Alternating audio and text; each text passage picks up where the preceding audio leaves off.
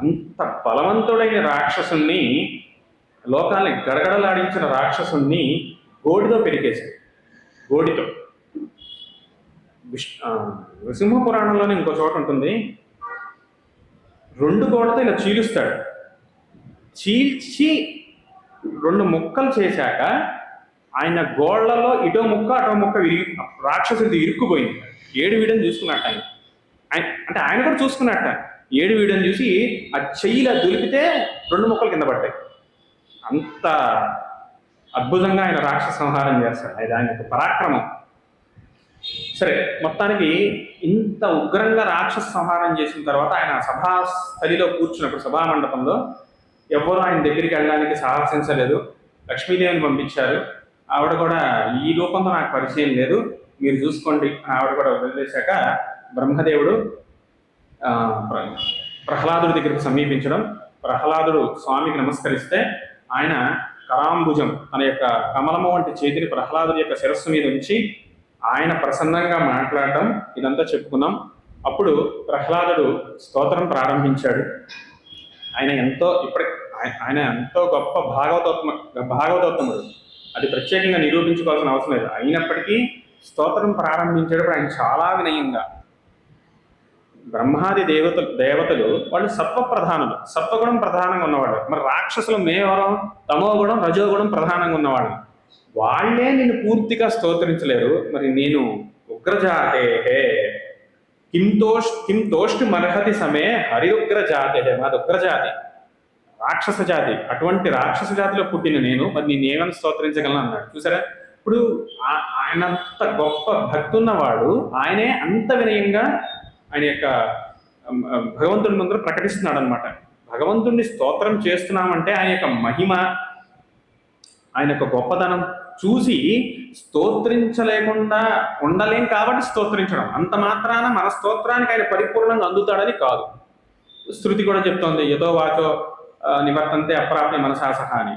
ధ్రువుడి కూడా విషయం కూడా అదే జరుగుతుంది.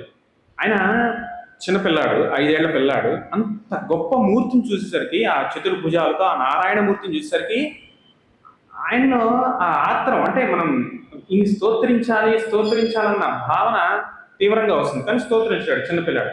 అప్పుడు ఆయన శంఖం తగిలించడం, అప్పుడు స్తోత్రం మనం చెప్పి యోంత ప్రవిశ్యమవాచమిమాం ప్రసప్తాం సంజీవయతి అని ఈ విధంగా అద్భుతమైన స్తోత్రం చేశాడు. మొత్తానికి భగవత్ స్వరూపం చూస్తే, ఒక గొప్ప విషయాన్ని చూస్తే ఆహా ఎంత బాగుంది అని మామూలు స్థాయి.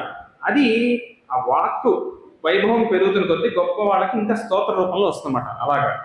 అలా వినయంగా ప్రారంభించి మనం చెప్పుకున్నాం, భగవద్భక్తికి అర్హతలు ఏమిటి అంటే, మనం అనుకునేటువంటి లౌకికమైన అర్హతలు ఏవి ఆయన స్తోత్రించడానికి, ఆయన భక్తికి అవి సరిపోవు. అవి ధనము, అభిజనం అంటే గొప్ప కులంలో పుట్టడం, రూపము, తపస్సు, ఓజస్సు, తేజస్సు, ప్రభావము, బల పౌరుషాలు, బుద్ధియోగాలు, ఇవేవి నీ భక్తికి అర్హతలు కావు కాబట్టే నేను ధైర్యంగా నేను స్తోత్రిస్తున్నాను అన్నాడు ఆయన. అని చెప్పి ఒక మంచి ఉదాహరణ చెప్పాడు.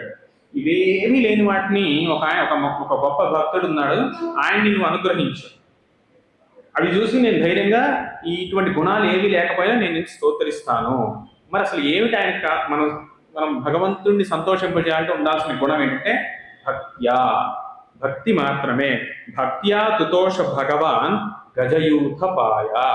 ఎలాగైతే గజేంద్రుణ్ణి రక్షించాడో ఆ విధంగా అన్నమాట. మరి గజేంద్రుడు అంటే ఆ జన్మలో, పూర్వపు జన్మలో ఆయన ఇంద్రజుమ్నుడు అనే రాజు, అదంతా వేరే కదా. అప్పుడు ఆయన మంచి ఉపాసన చేశాడు విష్ణుమూర్తిని. సరే, కానీ అనుగ్రహించినటువంటి సమయంలో ఆయన ఒక గజేంద్రుడికి ఏమేమి ఉంటాయి, ఇటువంటి గుణాలు ఉండవు కదా. ఆయన మరి భగవంతుడు అనుగ్రహించాడు కదా, ఎందుకు? భక్తితో స్తోత్రించాడు కాబట్టి. అందుకే గజేంద్ర మోక్షం కూడా చాలా గొప్ప ఘట్టం, ఆ స్తోత్రం కూడా చాలా విశేషమైందన్నమాట అని చెప్పి ఇప్పుడు 2 శ్లోకాలే. తర్వాత శ్లోకం, విప్రాత్ ద్విషడ్గుణ యుతాద్ అరవింద నాభ పాదారవింద ముఖాత్ స్వపచం వరిష్టం. ఆయన ఏమంటున్నాడంటే, ఒకటే గుర్తుపెట్టుకోవాలి, భగవంతుడి ఎందు భక్తి ఉంటే అదే అర్హత, వాళ్లే భక్తులు.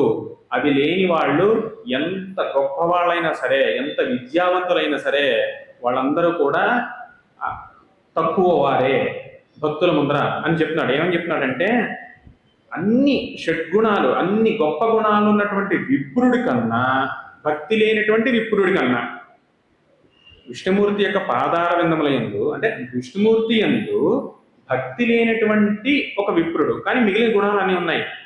అతను అటువంటి వానికన్నా ఏ గుణాలు లేకపోయినా విష్ణు యందు భక్తి ఉన్నటువంటి స్వపచుడు. స్వపచుడు అంటే కుక్క మాంసం వండుకు తినేవాడిని స్వపచుడు అంటారు. కుక్క మాంసం వండుకు తినేవాడిని వాడు నయం అన్నాడు ప్రహ్లాద్. ఇది మనం గమనించాల్సిన విషయం చాలా. అంటే ఒక్క విష్ణు భక్తి అనే ఒక్క గొప్ప గుణం మిగిలిన దుర్గుణాలన్నింటినీ కూడా తోసేస్తుంది. అదే ఆయన చెప్తాడు భగవద్గీతలో కూడా, నన్ను ఆశ్రయిస్తే సాధురేవ సమంతవ్య అపిచే సుదురాచార.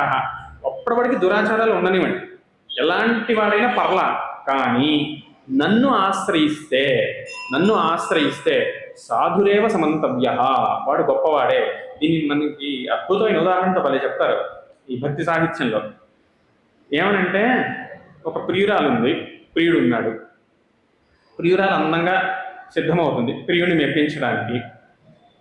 ప్రియుడికి కనుక ప్రియురాల మీద నిజంగా ప్రేమ అంటూ ఉంటే ఇన్ని అలంకారాలతో పనిలేదు.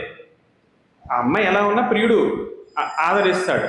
కాబట్టి ప్రియుడికి కనుక అభిమానం ఉంటే అలంకారం చేసుకున్నా ఒకటే, చేసుకోపోయినా ఒకటే. అలంకారాలు చేసుకోకపోయినా ప్రియుడికి ఇష్టమే, వాడికి సహజంగా ప్రేమ ఉంది కాబట్టి. అలంకారాలు చేసుకున్నా కూడా ప్రియుడికి ఇష్టమే, వాటికి సహజమైన ప్రేమ ఉంది కాబట్టి. అలాగా భగవద్భక్తి ఉంటే, భగవద్భక్తే ప్రధానమైన గుణం. ఆ భగవద్భక్తి ఉంటే సుగుణాలు ఉన్నా ఒకటే, లేకపోయినా ఒకటే. అదే పెద్ద సుగుణం. మిగిలిన అన్ని సుగుణాలను అది తీసుకొస్తుంది. ఆ భావన అన్నమాట ఇక్కడ చెప్పేది. అంటే అసలు ఇన్ని గుణాలకి లక్ష్యం ఏమిటి? మంచి గుణాలు ఉన్నాయి, సద్గుణుడు బాగానే ఉంది, సంతోషం. ఏమిటి వీటి లక్ష్యం? భగవద్భక్తి రావడం లక్ష్యం, చిత్తశుద్ధి రావడం లక్ష్యం. లేదంటే ఏముండదు. ఈ జన్మలో చక్కగా సద్గుణాలు ఉంటాయి, బాగానే ఉంటాడు, ఈ కర్మ తగ్గట్టుగా మళ్ళీ జన్మ వస్తుంది, మళ్ళీ పుట్టడం, మళ్ళీ సావడం, చరవణలాగా తిరుగుతూనే ఉంటుంది చక్రం, ఎక్కడ అంతు పొంతు ఉండదు. కాబట్టి గుణాలు ఉండడం మంచిదే.